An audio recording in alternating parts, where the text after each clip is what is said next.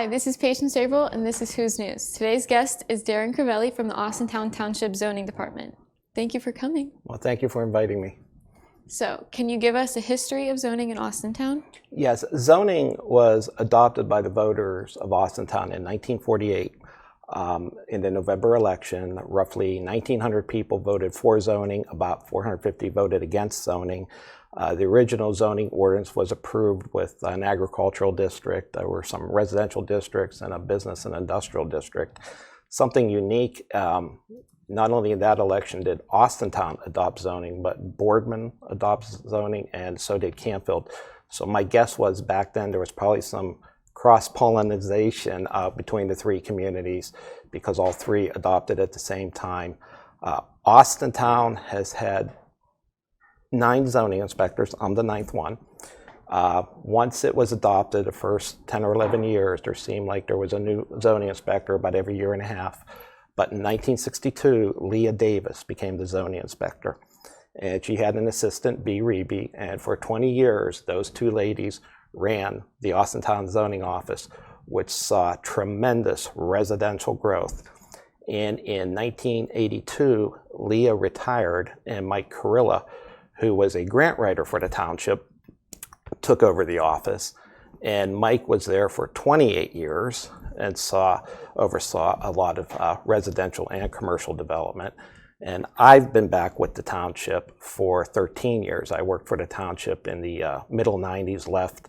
I went to Boardman and became their zoning inspector, but I've been back 13 years. So the interesting thing is, since 1962, there's only been 3 zoning inspectors, and I'm fortunate to be one of them. And I think through the years, created nice continuity for that office. What made you come from Boardman to here? I got my start here. I'm a Fitch graduate, and I also attended YSU for 6 years, picked up two degrees. I started here in Austintown, worked here for 4 years, and I just went to Boardman because Mike was still a young man. I didn't see him going anywhere, and Boardman was looking for someone, and the Boardman trustees hired a Fitch Falcon to run loose in Spartan country, and I was there for 10 years, and then when Mike Carilla made the announcement that he was retiring, the trustees at the time asked me to come back so that there would be a smooth transition, and that was 13 years ago. So I've been back since then. So what is zoning? Zoning is basically land use regulation. We regulate not only new construction, but the use of buildings and land. The hope is to have a more orderly development of your community versus a community that doesn't have zoning. There's 3 townships in Mahoney County that don't have zoning. Probably the largest is Springfield. In Springfield Township, you can do anything you want. So you can go there and build a nice, beautiful home, and your next door neighbor can put up a very small home or a trailer and then put a junkyard in his front yard, and there's nothing you can do about it. So zoning is designed to regulate property, structures on the property, and the use of those structures. So what is your role in bringing new businesses? That's a good question. A lot of what you see on the corridors and even in the residential districts, the first reach out by a corporation is usually to the zoning office. We'll be contacted. We'll sit down with a developer for a prospective project, for instance, the Chick-fil-A. And we're usually the first contact, and we go through what the requirements are, where they can locate, where they can't, and basically help them through the process if Austintown is the market that they want to be in. I work with the fire inspection office. We'll meet with them so the developer knows what the fire department's going to want. At the beginning, more just site circulation before they get into all the building aspects of it.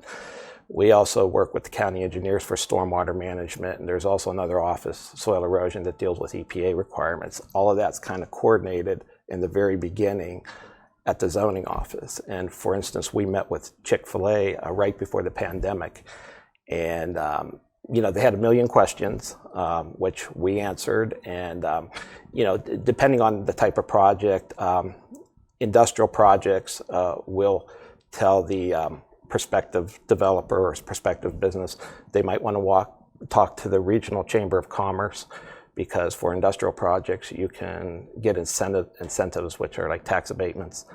Also, the Western Reserve Port Authority has become, over the last decade, very much involved in large projects. They were somewhat involved with the development of the Racino. So normally, you know, a business that wants to locate in Austintown is probably going to contact Austintown zoning first. And then we'll do what we can to work with them to get them all the information that they need so they can make a decision, are we going to move forward or not? The Chick-fil-A, they were required to get a zone change, which we walked them through. And they requested a variance to reduce their parking, which we walked them through that. And once they had those approvals, they went ahead and you know, submitted full-blown engineering drawings for stormwater and building drawings for building code and fire code, and off they went. And you know, they've got the foundation, and we're waiting for them to put the walls up. Sounds very so that's exciting. The process. Our office doesn't really go out and try to recruit business. It's not kind of how we function. We, as a township, depend more on the Chamber of Commerce. But we're usually the first contact from someone who wants to come in to the township to open a business or build a commercial or industrial building. What is new in terms of commercial and residential construction? Well, in terms of residential, when I first came back in 2008, we had a new street, Calvary Court, which is off of Victory Hill, south of Fairview. And the reason I mentioned that was the street was dedicated, put in, and they built homes, but that is the last street we had dedicated in the township until this year. Up until that time, residential developers did not do any new platted subdivisions. But this past year, we've got the landings at Boulder Creek, which is in Herons, which is north, the new plat north of Heron Circle, ties into Heron Circle.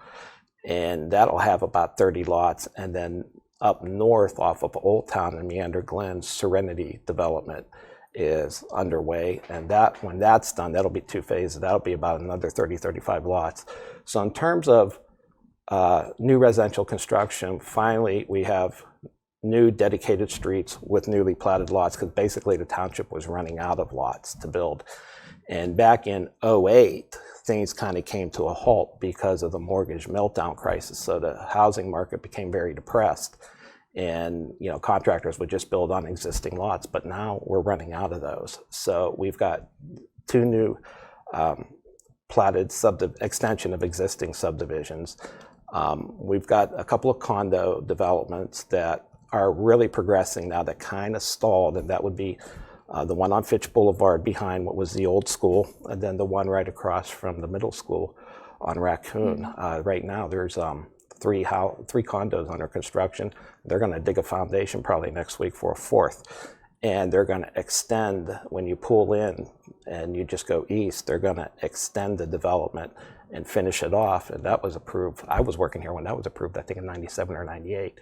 So the housing market is really picking up, and we've issued 26 permits this year for new homes. Now, when I worked in the middle 90s, we'd issue 160, 170, 180 permits. But this is probably going to end up being our best year in new home construction in the last dozen years. And then in terms of commercial, of course, everybody is, I think, excited about the Chick-fil-A. I definitely am. People, you know, it's weird. I swear, the last decade, people would call the office, and they'd want information on building a garage or a fence or something. And you give them the information, and then before they hang up, they say, "Are we getting a Chick-fil-A?" And it's like, that's the question that people kept asking. And, you know, fortunately, it's happening. And but there's, talking about new streets, Clarkins Drive was extended up off of North 46 behind the new sheets. And there's going to be a business called Praxair, which is more an industrial business, but they sell industrial gases. We've got that project reviewed, and we're just waiting on a pre-construction meeting with them. And then over on Victoria Road, a lot of the existing buildings have been occupied. I mean, Victoria Road is rocking and rolling with with occupancy. And when GM announced that they were closing, and Comprehensive Logistics, who did their deliveries for them, vacated their building, which is a tremendously large building. It's completely full with industrial users. So Victoria Road is really doing well. And there's a business up there called Dinosaur, who is also on North Meridian Road. They're in Niles. They're going to put a substantial addition on, and we just reviewed that, and we're ready to meet with them for a pre-construction meeting to get that project rolling. Sounds very exciting. It is. A lot of growth. So what is the status of Meyers? That's the new question. It's replaced, when are we going to get Chick-fil-A? Well, when's Meijer coming? Meijer came to us in 2016. They obviously bought the old high school, the old Fitch High School, and they tore the building down. I would estimate Meyers probably has about $3.5 million into that site with land acquisition and with tearing the old building down. It took them, 6 months, maybe longer, to tear it down. They had to do it in 2 phases because of asbestos removal. They have a substantial development or a substantial investment in that property. In 2016, we gave them a small zone change on the east side of like about 20-25 feet of additional commercial, which they needed. And then because of the size of that, I couldn't approve that through our normal review process. It had to go to a public hearing before our Board of Appeals, and the Board of Appeals approved what's called a conditional use permit for the Meyers site. So we are ready to go with that, other than stormwater management. Now, we were told that this is a new region for Meyers. Their closest store was in Canton, but that wasn't our store, or that wasn't in our region. And what they told us, they didn't want the Austintown store sitting by itself. The drawings they gave us was their new prototype superstore, which looks like what they built in Boardman.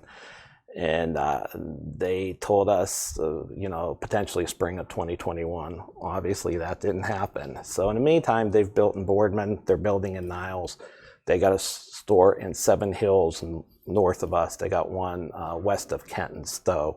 So we're waiting to see what they do. But once again, residents call and they will say, "Well, what's going on with Meyers?" The residents, I think, clearly want it. Most of them do, or at least the ones that talk to us.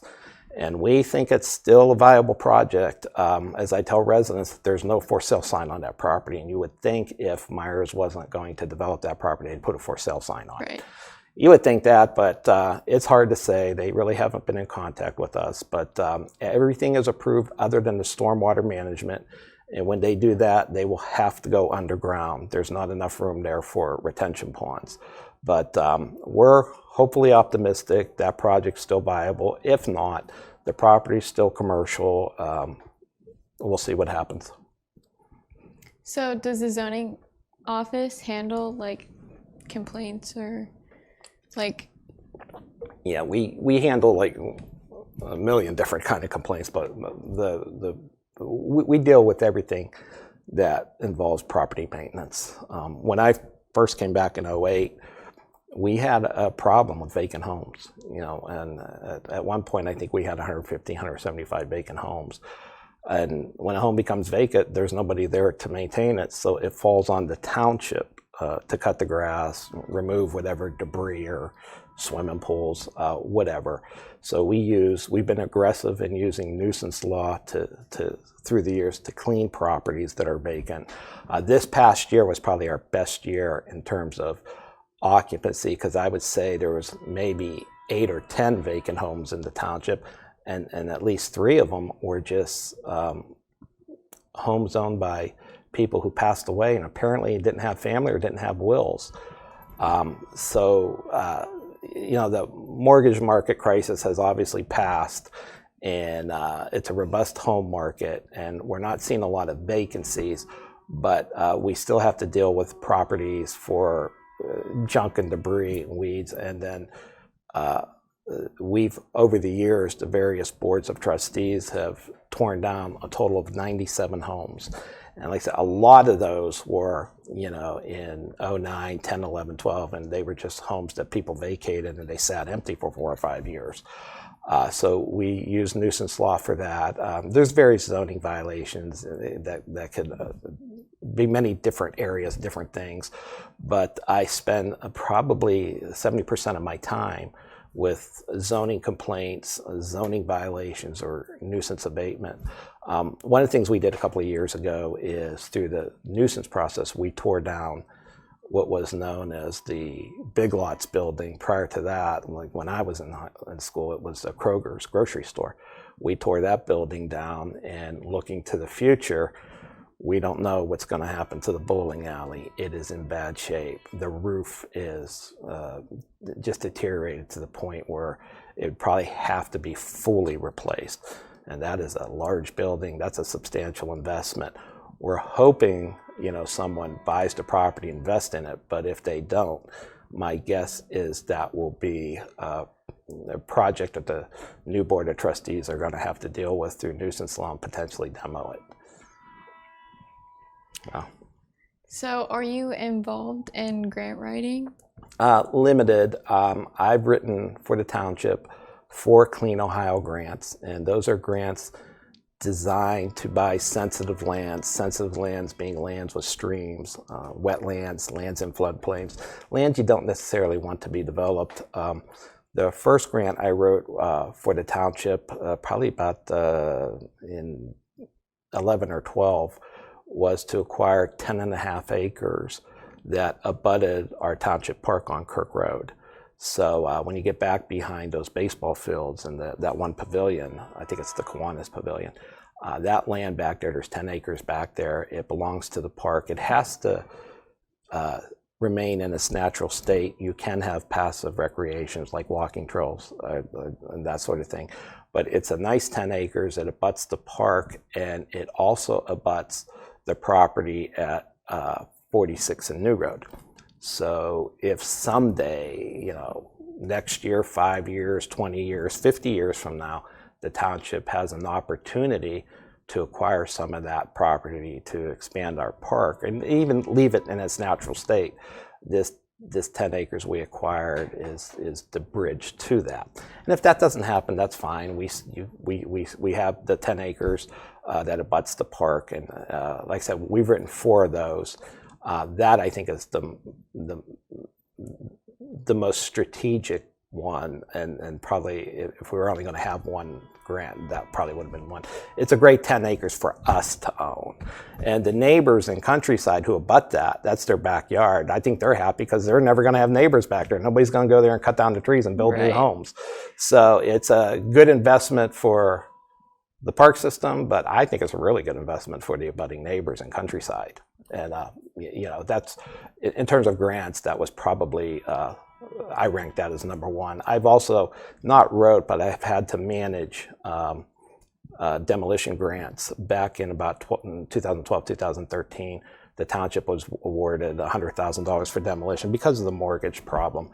And I managed that for the township and oversaw the demolitions. And then, we actually did more demolitions than what the grant provided for us. But there were other communities in Mahoney County that didn't use all their money.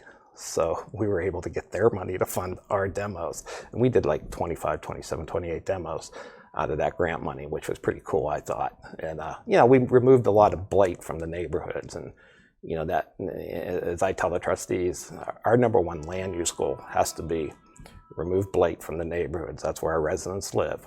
We need to attack that first, and we need to stay on top of that. And at times we have grant money. A lot of the demolition grant money now is coming through the Mahoney County Land Bank, and they kind of oversee their own demolition, but we work with them. For instance, a few years back, I sent them a list of properties in the township that we were looking at for demolition. And actually 3 of them were on Forest Hill Drive. And the land bank acquired all 3 properties, and they demoed them all and greened them up. I know one of them was taken over by an abutting property owner. They have a swimming pool and a fence on it now. The other 2, the land bank still may own, but they try to get those properties into the hands of the abutting property owners. But so we've worked with them in terms of grant and blight removal and demolition. And actually, across the street from the school here on when you leave Falcon Drive, there's a little ranch there that's been a mess for a number of years because we've been cutting the grass. And anyways, the land bank acquired that through arrears, and we traded some emails, and they decided they're going to invest in it. They're going to rehab it, and they'll put it up for sale. So that's a big plus. But we work with the land bank with stuff like that. So how has the pandemic affect the operation of zoning office? I have been busier the last 2 years than I was the previous 10 years at the township. And the reason for that is, in the beginning, I had an assistant. We allowed him to work at home, and I just ran the office. But and he has since retired.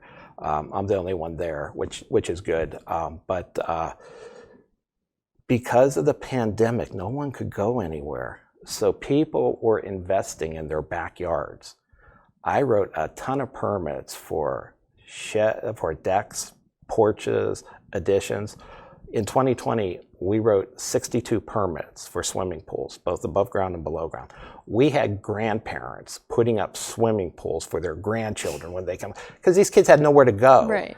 This year, I think we're around 45 swimming pools. But because of the pandemic, people not going anywhere were what I call investing in their backyard. So we issued, last year I ordered another 100 permits. Normally we would issue 325 to 350 permits. Well, last year I think we issued about 450, and I think right now I'm on permit 446. So we've issued more permits. In terms of how the office operates, we had to make adjustments because people didn't want to come into the office. I didn't necessarily want to deal with 400 people in the office. So, well, obviously, old-fashioned technology, the telephone, but I probably issued 300 permits via email. I would talk to people. I would have them email me the drawings and anything that I could do via email, I did. And if I issue a zoning permit for instance, for a garage in your backyard, then I would carbon copy building inspections, Mahoney County building inspectors on the email. That way they would have the plans. And we've been getting through it. There really hasn't been any hiccups or any problems with doing it that way. I don't personally like it. If you're going to build a building, I want you to come into the zoning office so we can talk face to face. But because of the pandemic, that's probably not the wisest thing. But it's worked well, but it's crazy because it was just so busy. And it still is. I mean, people are still investing in their backyard because they're not going on vacations. They're not doing stuff like that. So, and then people pull permits, and then every now and then they call and they're frustrated, not necessarily with us, but they need somebody to yell at because the contractors can't get the materials. Like they'll frame your addition in, but now they can't get the windows. Windows right now are kind of hard to get. There's a backlog on that. But things progressed. It's unique. It's different. Our hearings, we did hearings on Zoom, and it was absolutely horrible. I would not recommend that to anyone, but yeah. And then we did, I think, 3 or 4 zoning hearings with the Board of Appeals, and then we all just said, no, we're not doing this no more. And what I would do is just schedule 1 case a night, and we'd separate everybody. Because when you're doing a public hearing on a Zoom platform, it's just so hard. You really need to have the applicant there. The applicant needs to be there to just address all the boards. And it was so difficult to do. And we just said, after 3 of those, we said, no, we're not doing this regardless. So we would just schedule 1 case a night. Unfortunately, we didn't have, and still haven't, had any cases, whether appeal cases or zone changes, where it creates a lot of interest or controversy. Everything's kind of just non-event type requests that don't generate a lot of public interest. But we separated the board members, we separate the public, we space everybody out. We're working through it, and hopefully, we can get beyond this and get back to normal. But the pandemic hasn't stopped our office from functioning at all. And, I think people like just downloading it, opening an email, and there's their permit. And if once the pandemic passes, if people still want to secure their permits through the emails, there's some things I tell people, you got to come in, and we have to sit down. But I'll continue to do that, if that's what the residents want. But It's been a process. We've adjusted. I'd like to get back to pre-pandemic days, and whatever happens, happens. But our office has been functioning, and I think we've done a pretty good job. And I think the residents who've had to deal with us, I think most of them are pretty satisfied with how convenient it was for them. Because like online is so much, I guess it's like easier. It is, but here's the thing though, you have to talk to people, and you have to talk to them in person, because there's, like over where I live in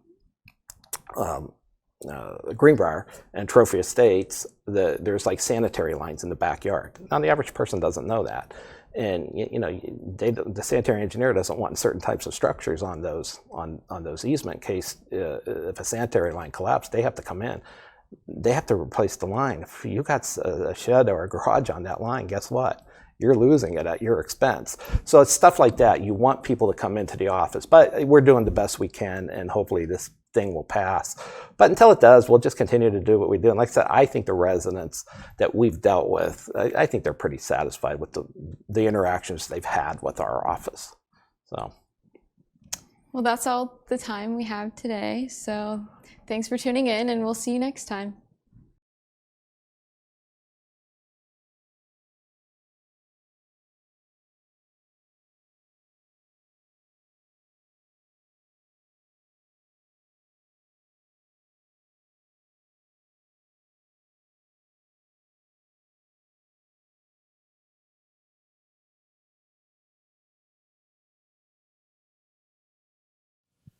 In association with Austintown Local Schools and Austintown Township.